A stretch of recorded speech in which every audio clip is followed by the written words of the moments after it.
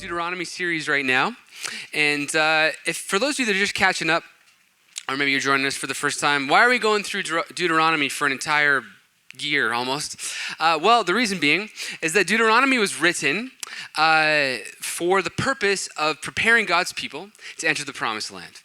And it's a bit of a retelling of all that happened in the first 4 books of the Bible. You get some repeats of some of the most important laws, and you get some instructions for how these people were to walk into the promised land. Now, it might seem like a bit like really Old Testament-y and hard to apply, but I find Deuteronomy to be an extremely applicable book because it speaks of what it takes for people living in God's promises, what it takes and what is required of them to actually enter into those promises. And so we're a people of promise as well. God has made us to be the kingdom of heaven, and we're to display these things. And so Deuteronomy is very applicable because we look at, like, what is God telling these people as they're about to be present in this land? And what is he telling us as we're to be the church and to live in God's promises and to be a light for the nations around us in the same sort of way? So I found this book really helpful. And where we're at Deuteronomy 20 today. And we are getting to the point where the instructions that are being given are for how to take the land. And things get a little bit, what's the word? Things get a little bit controversial because they actually have to get told how to engage in war to take this new land. And it does tend to cause a lot of head scratches for us and go, how does this apply to us? Engaging in war. The instruction in my NIV translation above Deuteronomy 20, it says instructions for war. And I'm like, good. This has helped me this morning in my devotions. So we have to do a little bit of work today, but I think it's actually tremendously helpful why God reminds us, as we look at these things, God's going to remind us of some stuff that I think is really helpful. So we're going to read the passage today, and that is in Deuteronomy chapter 20. So you can turn there if you like. Helpful to turn there since we don't have a screen. But if you don't have your Bible, that's okay. Just listen up. I'll read it out. Deuteronomy 20. When you march up to attack a city, make its people an offer of peace. If they accept and open their gates, all the people in it shall be subject to forced labor and shall work for you. If they refuse to make peace and they engage you in battle, lay siege to that city. When the Lord your God delivers into your hand, put to the sword all the men in it, which would be translated to, demilitarize it. As for the women, the children and the livestock and everything else in the city, you may take these as plunder for yourselves.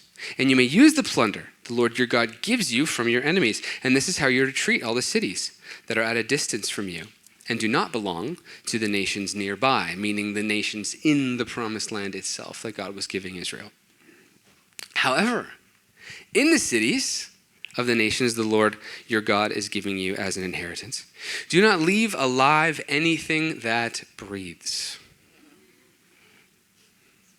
Completely destroy them, the Hittites, Amorites, Canaanites, Perizzites, Hivites, Jebusites, and as the Lord your God has commanded you. Otherwise, they will teach you to follow all the detestable things they do in worshiping their gods, and you will sin against the Lord your God. Father, as we engage with your word today, you leave these passages in here on purpose. And you want us to engage with subjects like this that make us scratch our heads sometimes.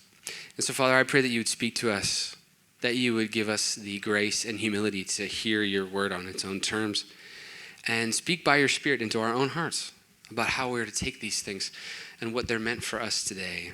Would you be with us and be with me as I speak? In Jesus' name, amen. So, if there's any Jebusites in here, keep your hands down, obviously, because this is a dangerous place to be. Now, of course, we have to do some digging today on what this all means for us. You can't just take it and start executing these commands. It doesn't totally apply to us in terms of the practicalities, of course. Different time, different place. But what is God doing here? And why is the command so harsh and so extreme, so total, so absolute? Why is that? Well, there's a couple of things going on all at once. First, what God is attempting to do, actually through all of the Pentateuch, these first 5 books of the Bible, and here sort of culminating in Deuteronomy, what he's attempting to do with this selected group of people is, if you remember back to Exodus 19, God says, I have chosen you to make you a royal priesthood and a holy nation. That's the objective, that is the trajectory of what God is trying to do in and through this people group called Israel. And it's a very long story, but the end of it is meant to be these 2 things, kingdom of priests and a holy nation, and those are intertwined. What does it mean to be a kingdom of priests? Well, in short, priests are kind of a good word that you could use. A synonym would be like a mediator. A priest is someone who mediates between God and man. That's sort of the idea behind the priestly role. And to be a kingdom of priests, meaning he wants to see the whole nation act like something of a mediator between God and the rest of the world. Meaning, Israel is meant to be a place where all the nations of the world are to come to and see the goodness and justice of God. See his beauty, see his authority, and actually come worship through the mediation of Israel being the example. And they're to sort of steward this role of mediating God to the rest of the world. And Israel is meant to be a place where people come to, that is to be a light to the nations. This is part of why you'll see these 2 different kinds of instructions in the passage I read today. There was how to deal with your neighbors, and then how to deal with the actual place itself. And you could tell the neighbors was a bit more lenient. It was a bit more of a classic ancient Near Eastern warfare type thing. It's like, yeah, of course you're going to have conflicts with your neighbors. That's life. But be lenient on them. Offer peace. The idea being Israel was not meant to be a conquering nation. It wasn't meant to be a nation that continually expands its territory, like the Roman Empire, or maybe Alexander the Great, or Napoleon, or all of these sorts of nations that we've seen that become sort of, it's this snowball of power and death and destruction, really. And it was like, no, it's just one place. There's one place called the Promised Land, and I only need one place to accomplish the goal that I'm set out to accomplish. It's just one place I need for all the nations to come to be a light to the nations. Don't be an ever-expanding kingdom. Don't go conquer the world. That's not what we're doing. However, there is this place called Canaan at the time that I am giving you, and it needs to be made holy. That's the other piece, right? You're going to be a kingdom of priests, which means this needs to be a holy nation. And you're going to have to take very seriously the idea of holiness, because in order to fulfill the whole kingdom of priests thing, that requires holiness. If you're going to reflect me to the world, you will need to look like me, which means you need to worship me, and I need to be supreme in your hearts. And so you're not allowed to leave anything alive, no remnants of what was here, in order to accomplish the goal of holiness, in order to reflect me. You get it. Holiness is a very, very high standard. Holiness is set apart. Holiness is altogether different than the world. So this is a high calling, it's a high standard, and God obviously takes it very seriously. Now, when I first read passages like this, I think, wow, God really has this favorite called Israel, hey? It's like his favorite group. And then he's going to treat every other group unjustly because he's got a favorite. You guys know the term Nepo baby? You ever heard Nepo baby before? Well, it's the idea being that if you're related to so-and-so, you get treated special, right? And you're not qualified, but you know a guy and then gets you in, usually a family member, you know. That's what the idea being of millennials taking over their dad's companies who aren't qualified, I think is the cliche. And so is that what's happening here? Is that God just has favorites, and these, poor innocent bystander Canaanites minding their own business get, steamrolled because God's got some favorites. Well, there's actually two things going on here that we should be aware of. One is the one I already explained to you, the idea that God is doing something very extreme and ultimately potentially very, very redemptive for the whole world if it goes well. That God's actually going to make himself known to the whole world through a group of people. Well, that would be great. But alongside that, you have this simultaneous, very specific judgment on a very specific group of people for a very specific kind of actions that they are doing in this time and place. Sometimes we forget about that. In Leviticus 18 and 19, it goes into great horrendous detail, unfortunately, about all that's actually going on in Canaan at this time. And it's not great. So two things are going on at once. God is doing something, but he's also enacting judgment on this particular group of people. A couple of misconceptions around this. The first being, it's like, the one I said about the nepotism and, are they minding their own business and there's innocent bystanders? Well, the first thing we have to reckon with is the fact that there was a particular kind of evil happening. It's systemic. And we won't go into detail today. I won't bore you with all the gory details. But the things that are going on in this place are things like the systematic sexual exploitation of minors and women, temple prostitution, things like that, woven into the society. Things like child sacrifice have gone totally out of control in the worshiping of idols. And God actually hates these things. And then he deals corporate judgment to this systemic society. That's hard to wrap our heads around. But we do have to recognize the fact that there was a particular kind of evil that God was furious with. Something else that's important to know is that sometimes we get the idea that God just has fits of rage, like fire fills his eyes and he kind of has a bad day and just destroys things. That wouldn't be a good understanding of how God typically enacts justice in Scripture. If you rewind, hundreds of years to Abraham, God was already frustrated and realized that the Canaanites were a problem and it wasn't going very well and something needed to be done about that. But what he says to Abraham, he's like, I can't give you the promised land yet because the sin of the Amorites has not yet reached its fullness. I'm still being patient. I'm still giving them time. It's not time yet. So generations and generations and generations go by where this deterioration happens. And so by the time Leviticus 18 and 19 are being written, the sin is coming to its full fruition. Then you have the idea of warning. And it's like, oh man, did this just come out of nowhere to them?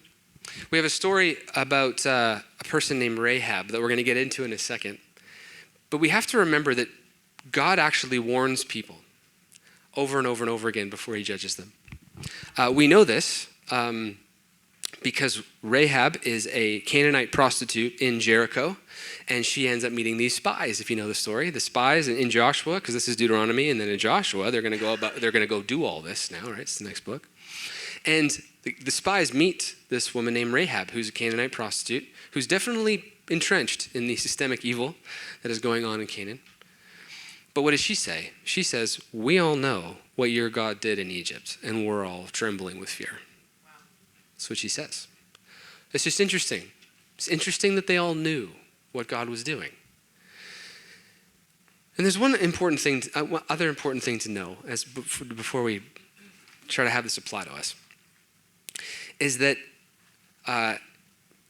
God doesn't judge different people by different standards. So this is not, some people look at this and they go, this is ethnic cleansing. God doesn't like certain groups of people, so he's going to cleanse a certain ethnicity. Well, the problem is you can't make that case because he actually holds Israel to the exact same standard. And if you fast forward, you realize that the moral standard that God holds everybody to, Israel fell short of. In fact, if you look at Kings, it says that when Manasseh was king in particular, they did so much evil in the sight of the Lord that they actually did more evil than the nations who came before them. Like the Canaanites. Israel wound up more evil, if you can believe it, than the Canaanite nations that were before them. Now, this has something to do with their disobedience of this command in Deuteronomy 20, where they didn't actually eradicate the land. They didn't obey God. They didn't destroy every single aspect of that society. And it actually did infiltrate, and they wound up more evil than the Canaanites. So there's a moral standard here going on. God is doing the kingdom of priests, holy nation thing. Now, whether we like it or not, and whether we think it's worth it or not, that is the plan that God has set out to do. And so anybody that falls short of that is actually guilty of falling short of God's glorious standard. And Israel is judged in the exact same way. So it's impartial judgment. Actually, God raises up Babylon to take out Israel a few hundred years later. And Babylon is referred to in Jeremiah but as my servant, God speaking. Babylon is now my servant in doling justice to the evil that my people have now done. Of course, Israel is warned.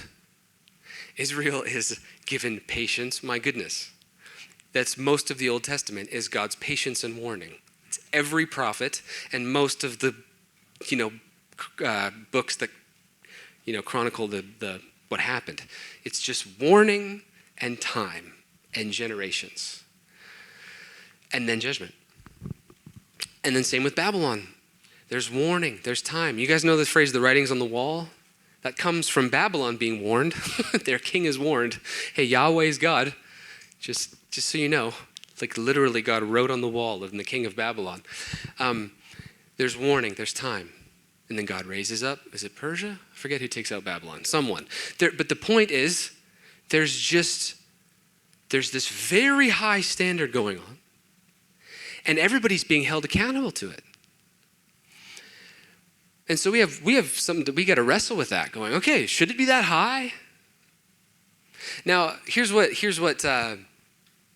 was resonating with me as I was preparing for this week is I kind of like everything I just said, kind of going through the rationale, trying to explain it to you. There's very long books written, the Greg Boyd one of your faves, good one.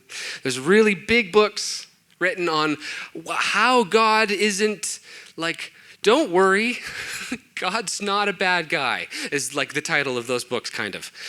And there's big books you can read on them going, oh, okay, good. Whew. God is not a monster. And I encourage you to go do the study. It's very, very interesting. But here's what I felt like God wanted to do today, is I felt like he said, okay, as you look at this, there's two things you could do. We can get into the meat of it, and we can help everybody go, oh, okay, phew. I was worried that God was such and such a way. Okay, you convinced me that he's not. Or you haven't convinced me that he's not. I don't know, either way. But I could try convince you that he's not a bad guy. But I felt like what the Lord said is, don't put me on trial on Sunday morning. Don't put me on trial. I'm not on trial. Don't use the pulpit of my church to put me on trial this Sunday. And then I realized, I was like, wow, how often do I do that? I think I do that a lot. I think I put God on trial up here a lot. And then maybe, 80% of you, if it was a good sermon, go, okay, phew, God's still good. Right, great, I think. We accidentally put God on trial a lot. And that has problems if we continually do that all the time. The big question, the big issue is that the why questions that we have don't actually end. If you guys notice this, you can ask why forever. The toddlers do this, right? They ask why forever. But there comes a point in which the whys are no longer answerable. Yeah? But it's not because there isn't an answer. It's because they couldn't possibly understand. Why? And then eventually as a parent you go, I can no longer help you. Because your whys have gotten that you've out of your depth now. You're out of your depth. I can imagine, I don't know, it's only gonna be a couple years before my little daughter Jo is gonna come up to me and ask me a why question that I won't be able to answer. Like, why do you go to work instead of playing with me? What am I gonna do? What am I gonna say? This is above your pay grade. I don't know. I want to, but I can't, and you won't understand why I can't. So, I love you, bye. You're just limited in your ability to explain certain things. And this is the problem with why. This is the problem with why questions. The other problem with why questions is if you're committed to why questions, you'll wind up being in charge, right? If all the whys must be answered, and every time there's a why, and every time there's something you don't fully understand, then you actually become the arbiter, the decision maker, the source of what is good and right and true. It becomes what you can understand. which if you're honest with yourself is a pretty scary mooring for justice, things that you can comprehend. So I feel like when God said, don't put me on trial, he's saying, maybe today's not the best day to ask all the why questions. So then I said, why? And I felt like he wanted to say, because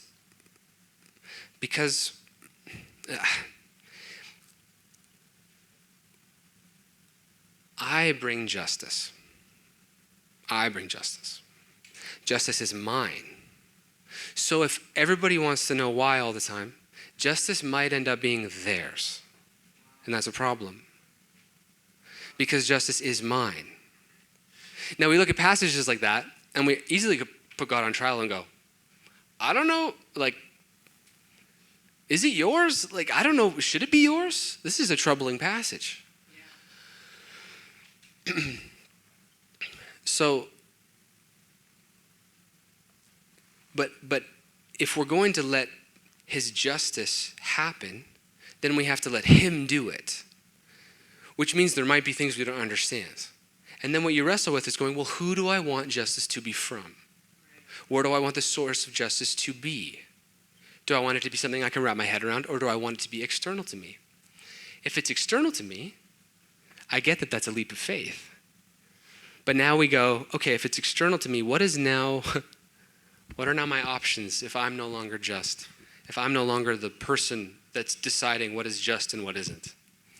Deuteronomy 20 is one of those passages that maybe on your YouTube algorithm it's appeared to you, where there's some person behind a mic and their hair is always colored, and then they have a question and they go, what about this in Deuteronomy 20, where God says, leave nothing alive that breathes. And then on the other side of the mic, there's probably some conservative person who has some super good answer. And he goes, bam. And he says, that's why. And nothing changes. Nothing changes. Because yeah, of course there's answers. But the other person with colored hair in my imagination, is actually wondering something far more profound and interesting. They're not bringing up Deuteronomy 20 because they have an intellectual question. They're wondering whether somebody is actually just. They're wondering when there's actually a someone to trust. And so they have no choice but to put God on trial because they don't know him. But instead of coming with answers, I feel like today God would actually want us to draw close. God would want us to come and draw close and go, yeah, I'm the source of justice, and you can ask me all the why questions you want. He doesn't shy away from them. Job, the book of Job, the subtitle is why of that book, right? If you've read Job. And God goes, I don't have to answer that question. That's Job. Why? I don't have to answer you. Wow. Habakkuk is just why, God, or so much of the psalm. How long, when, why, God. What? So he invites the question.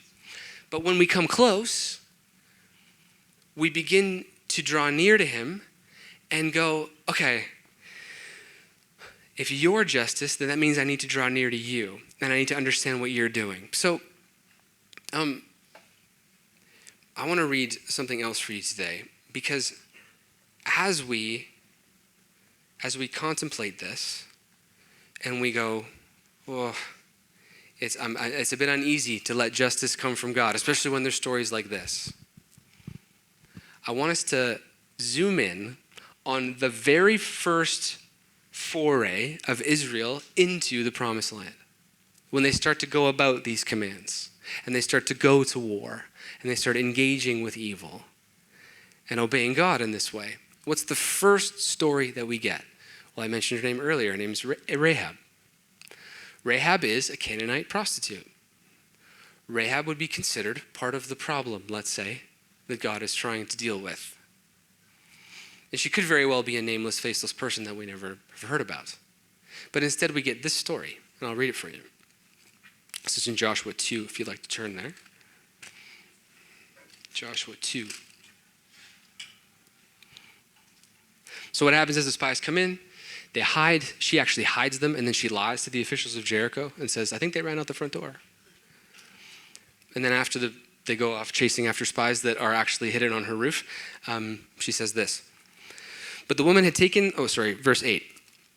Before the spies, Joshua 2, verse 8, before the spies lay down for the night, she went up on the roof and said to them, I know that the Lord has given you this land, and that a great fear of you has fallen on us, so that all who live in the country are melting in fear because of you.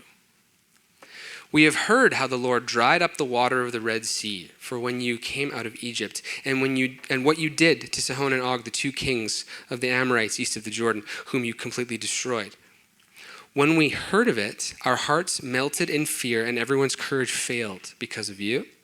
For the Lord your God is God in heaven above and on earth below. Now then, please swear to me by the Lord that you will show kindness to my family, because I have shown kindness to you. Give me a sure sign that you will spare the lives of my father and my mother and my brothers and sisters, and all will belong to them, and that you will save us from death. Our lives for your lives. The men assured her, if you don't tell what we're doing, we will treat you kindly and faithfully when the Lord gives us the land. Now she led them down by a rope through the window, for the house she lived in was part of the city wall. She said to them, go to the hills so the pursuers will not find you. Hide yourselves there 3 days until they return, and then go on your way. Now the men had said to her, this oath you made us swear will not be binding on us unless when we enter the land you have tied this scarlet cord in the window through which you let us down. And unless you have brought your father and mother and your brothers and all your family into your house.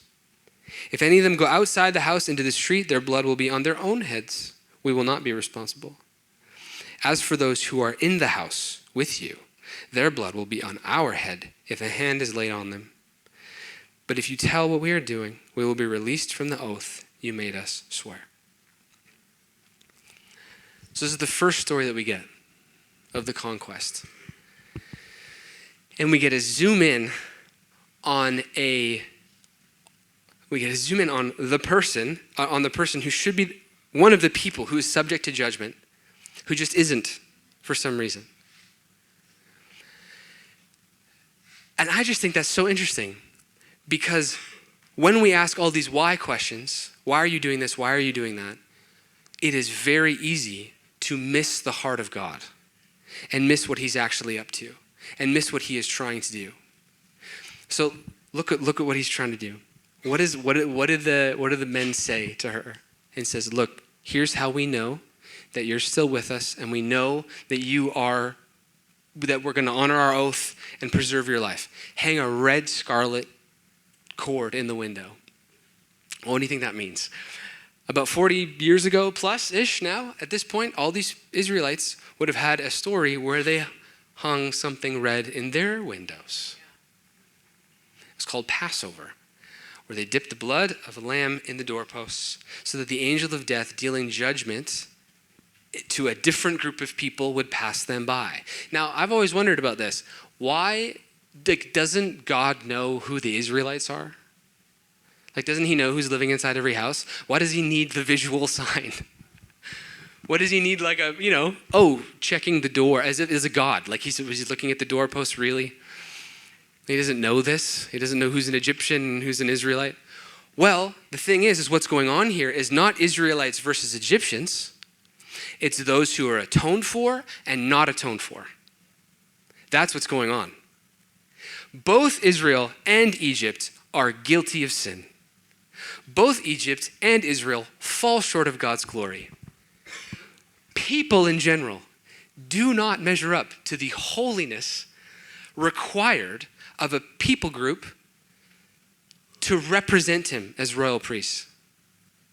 I think the most difficult thing to understand about this passage is that it's not what's happening to the Canaanites and commanded to happen to the Canaanites hasn't happened to us. That's the most difficult thing for me to understand.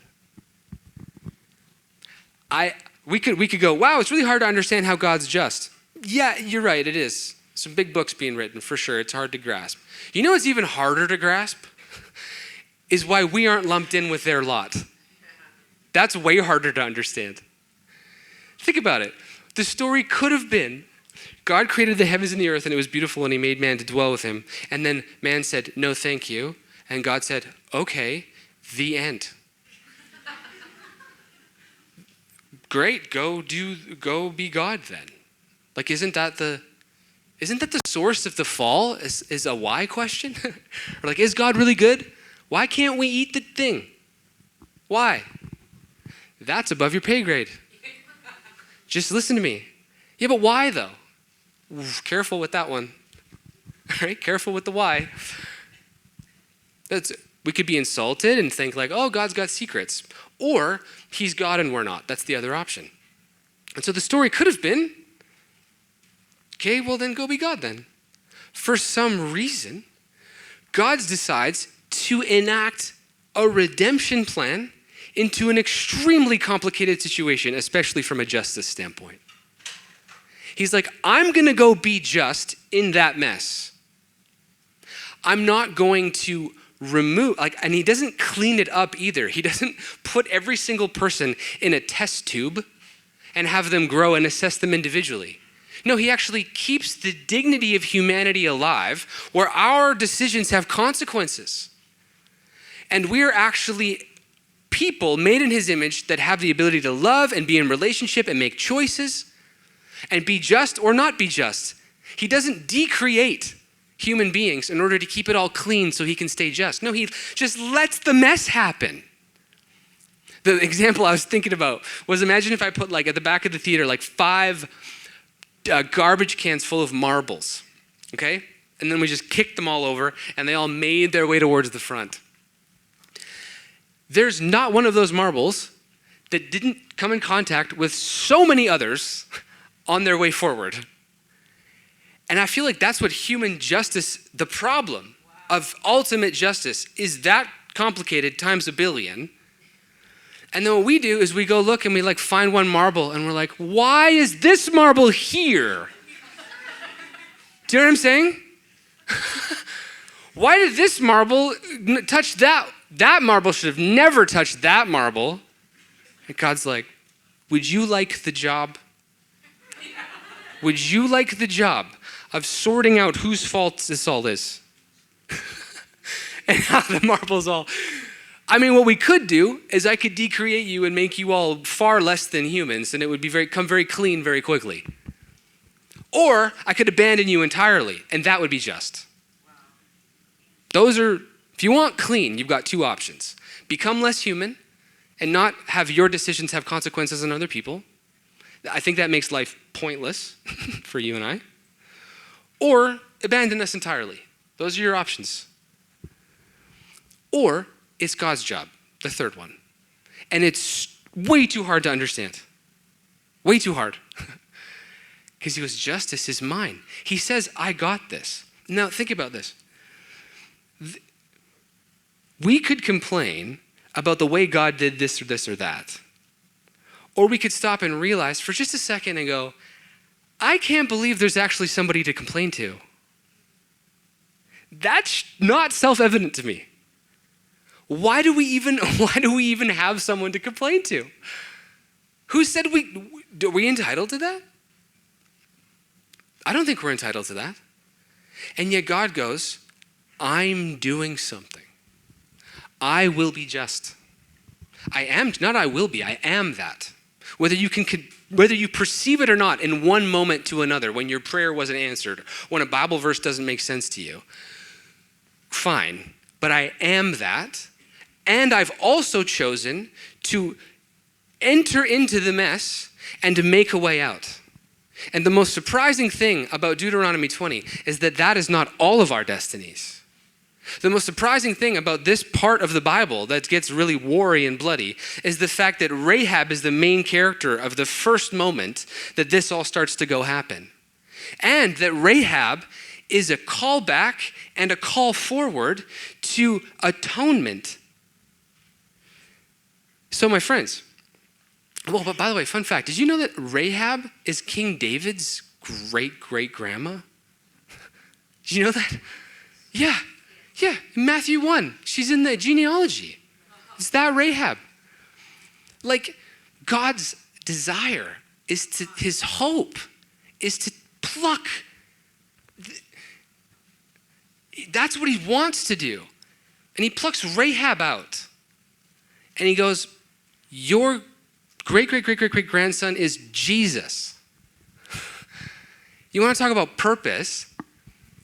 And this is a Canaanite prostitute, my goodness. That's the lineage that God decides to put himself into. Like, you want to talk about involving yourself in a way that you didn't have to? Jesus comes and brags about the fact that Rahab is his great-grandma. Why? That's the most difficult thing to understand about what's going on in this passage. And so I feel like we do this sometimes, guys, is we put, because my hope for today, just so you know, is that you've got things in your life that don't feel just. You've got some whys. You've got some why questions. I've got some why questions. I got some you should-haves. I got some why didn't yous, or some couldn't you haves. I got lots of those.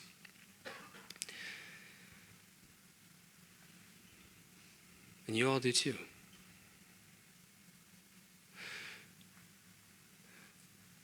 So what if instead of answering all those questions today, what if God would say, let me point you to the only way out that there's ever been. In Israel, the only way out was the blood of the lamb. In Rahab's, the only way out was a scarlet cord. And the only way out for us is Jesus' scarlet robes, is the blood that was spilled for you and I. And so we come to God with our what ifs and couldn't you haves. And we say, explain yourself. Which is what the person on the mic is saying to God. Explain yourself. And then I feel like what God says is he goes, I can't, but what if I hang on a cross for you instead? That makes sense to you. I can't explain myself, but I'll hang on a cross for you. That I understand. That I see. That is not hard to grab hold of. And it's really difficult to understand why God would do that. So before we ask our why questions about why didn't you? What if we recognize with the next most difficult thing to understand about this passage is the fact that we're all Rahab. You're all warned. You're all warned. God's been patient with you. You're all immoral, like me. You're all, like me, we're all unfit to be a holy nation and a kingdom of priests. And yet, God says, I'm still doing that. I'm still doing that in you. I want to make you holy. And I want to make you a priest so that the world knows who I am and that I am just. I'm going to start with your life. So how about we answer the question first? The first why question is, why do I get to be Rahab? Why do I get to be plucked out of obscurity as a Canaanite prostitute caught up in the mess of the marbles falling forward? Why that? Why do I get to be placed in the redemptive history of the world and be part of Jesus' story? I think we should answer that why question first. Verse in Romans. We'll end with this. Passage you are probably familiar with, but we're going to read a little bit more of it. This righteousness, this holiness, this calling is given through faith in Jesus Christ to all who believe. Just him. Just him. There is no difference between Jew and Gentile. No difference between the Canaanites and the Israelites. For all have sinned and fallen short of the glory of God. And all are justified freely by his grace through the redemption that came by Christ Jesus.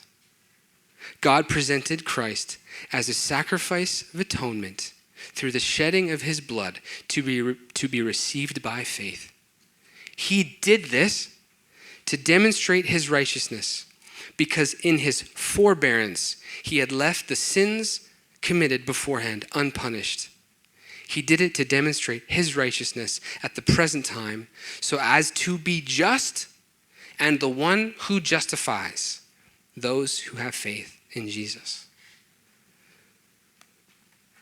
So the next time you find yourself, like I do every day, saying, God, explain yourself, I'll point you to Romans 3 in the 20s. And you realize that God went, I can't answer all of your questions, but I can die for you. Is that enough? I can die for humanity. Is that enough? If that's not enough for you, there are no answers for what you're wrestling with. That's just pride now. That is now just an insistence on being God and not having problems and not letting yourself surrender to the narrative of the world that I'm sorry you're not in charge of, which you're free to do. You're free to be your own God if you want. But if Jesus' own sacrifice is not an answer enough for the justice question, then the only thing we're left with is our own pride and our refusal to ever worship anybody else or ever need help beyond ourselves at all. And that's a bigger discussion. But if you go, oh my goodness, I think I'm a Canaanite prostitute, and I think I am deserving. There is no difference between Jew or Gentile, and I'm not better than so-and-so. And just because I go to church, no. Everything's the same, and the only difference maker that's ever been true is the atonement of what Jesus did. It's the only way. It's the only ever been the way out of the chaos that is the justice problem. And I think that is a very sufficient answer. And for the questions that are still loomed large over my head, I rest in the fact that I'm like, okay, but if you did that though, I think I can leave a few question marks, some specifics loomed large over my head, because I know who you are. And I know that you answered the question by dying for me and joining the mess more than you should have. Okay, justice is yours. Okay, it's yours. So Father, I pray that there's things today that we want justice for, and there's some what ifs and could haves and should haves and some questions that we have for you. And Father, sometimes you're so kind and you let us see things, and things make sense to us sometimes. And we're very grateful for those times. But there's some things that you choose to not let us understand, not because you're trying to keep secrets, but because you're trying to stay in charge. And we're so glad you're in charge. We're so glad you're in charge. I don't know if this is you, but I feel like there's just some of us that just need to tell him, I'd love some answers, but before that, I'm just glad you're in charge. I don't know if you need to tell him that right now. It's just, I'm just glad it's you. I'm just glad it's you. Who else? Me? Bad option. No one? Also bad option. There's someone in charge. There's someone in charge. And he's going to do right by us. He's going to do right by his creation in ways that we can't imagine, and that's kind of the point. It's better than you can imagine. His justice is more perfect than you can imagine. His justice is more complete than you can imagine. That's the truth we rest on. So Father, we thank you that justice and righteousness are the foundation of your throne. The foundation of your throne. And why you're in charge is because you're that way. And so we trust you. So we say the fight belongs to you. Lord, the fight belongs to you. And would you make us into a kingdom of priests? Would you make us into a holy nation? I think we're going to take communion today. Yeah? Communion. So if those handing out communion, if you wouldn't mind handing that out. And we're going to sing a song in response as you receive the elements, and then we're going to take it together and end our service.